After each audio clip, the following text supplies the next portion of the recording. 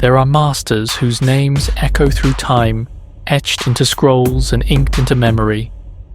Then there are those whose greatness lies in their silence, hidden in the mountain fog, known only to those who dare climb toward the true summit of self. Shoju Rojin. Born in the 17th century, tucked away in the mountain shadows of Japan's Edo period, Shoju Rojin was not a man of worldly fame. He never sought followers, wrote no treatise, claimed no titles. He lived his life in near anonymity, and yet his presence became a crucible in which the truth-seeking were either destroyed or reborn. His very name, Shoju, meaning pure and abiding, and Rojin, old man, hints at his role, the timeless, unyielding keeper of the essence.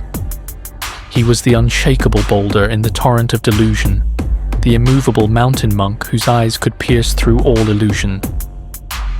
To encounter Shoju was not to receive comfort or praise, it was to step into the forge.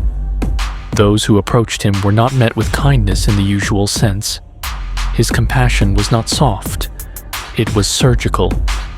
He would cut through your ignorance with a single glance, challenge your beliefs without mercy, and demand your absolute sincerity. His words were few, but when they came, they cracked through the ego like thunder. To him, Zen was not a philosophy to discuss. It was a fire to be stepped into. If you came with mere intellectual curiosity, you were dismissed. If you came looking for praise, he offered silence. But if you came with a desperate need to know, to awaken, to shed the dream of the self, then, and only then, he would respond. And that response was never easy. One such seeker came to him, a young Hakuin Ekaku, tormented by spiritual doubt and driven by an existential urgency to solve what he called the great matter of life and death. Hakuin, who would later become one of the most influential Zen masters in all of Japan, credited everything to Shoju.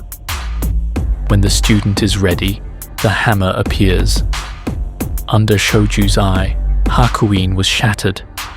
Everything he clung to, his learning, his self-image, his illusions of progress, were stripped away with terrifying clarity. What remained was the bare, unfiltered reality that all true seekers must eventually face.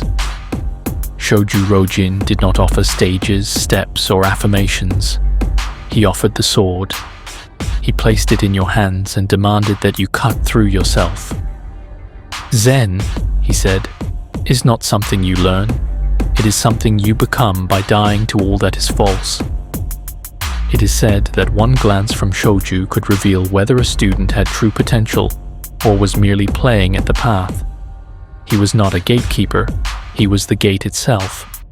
To study Shoju Rojin is not to memorize quotes. There are few. It is not to admire biography. There is little known.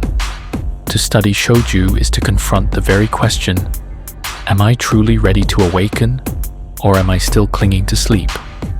In today's world of surface-level wisdom and curated spirituality, his presence becomes more important than ever. He is the antidote to comfort, the cure for self-delusion, the invisible sword behind true transformation. We speak his name here not to celebrate him, but to contemplate the kind of courage he demanded. The courage to sit still in the burning question. The courage to walk alone. The courage to let the false self die.